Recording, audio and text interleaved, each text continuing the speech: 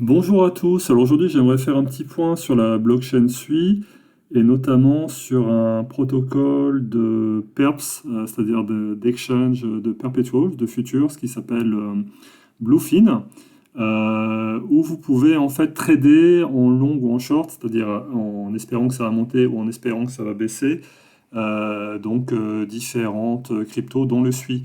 Un truc qui me paraît intéressant, c'est absolument pas un conseil, encore une fois, en investissement, mais quelque chose qui me paraît intéressant, c'est de regarder, comme toujours, les volumes et le RSI. Et quand le RSI monte trop, quand il va trop au-dessus des 70, là je me suis mis sur un chart sur un jour, il faut essayer de ne pas trop zoomer, vraiment de regarder les tendances, bah, ça veut dire qu'à un moment donné, ça va probablement corriger. Alors il n'y a rien de sûr, hein. Des fois ça peut rester un petit moment au-dessus du 70, comme on le voit là en novembre dernier, où c'était monté à 82, voilà. Donc actuellement on est à peut-être, on est à combien exactement? On est peut-être à 78, donc il reste encore de la marge.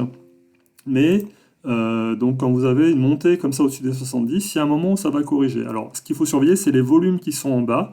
Vous voyez que là les volumes restent positifs, restent vraiment on va dire, en hausse. Là sur la journée qui vient de commencer, bah, la barre est plus basse que celle d'avant, mais c'est normal, c'est parce que sur le 25 avril, la journée vient de commencer, donc on n'a pas encore tous les volumes. Mais on est peut-être sur une tendance, il faudra extrapoler, mais on est peut-être sur une tendance qui est similaire à celle d'hier.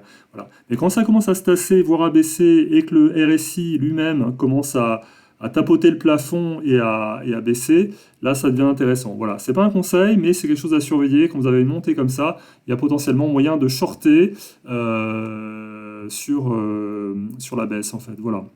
Un truc qu'il faut regarder aussi, c'est le funding. Là, concrètement, avec un funding positif, c'est-à-dire que les longs paient les shorts, donc vous êtes payé pour shorter, c'est-à-dire pour parier à la baisse, pour vendre en quelque sorte la crypto que vous avez empruntée sur la plateforme. Quand vous shortez, vous vendez quelque chose que vous venez d'emprunter.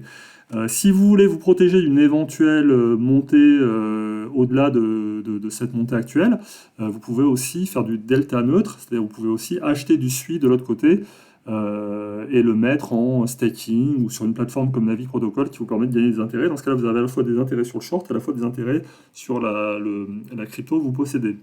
Si vous proportionnez les deux, ça vous permet d'être en delta neutre. Voilà, c'est absolument pas un conseil, c'est juste une petite remarque sur comment utiliser ces différents protocoles. Donc c'est un partage. Je vais vous mettre mon lien vers Bluefin en description. Si vous l'utilisez, ça vous donne quelques rewards en plus, donc ça peut toujours être intéressant.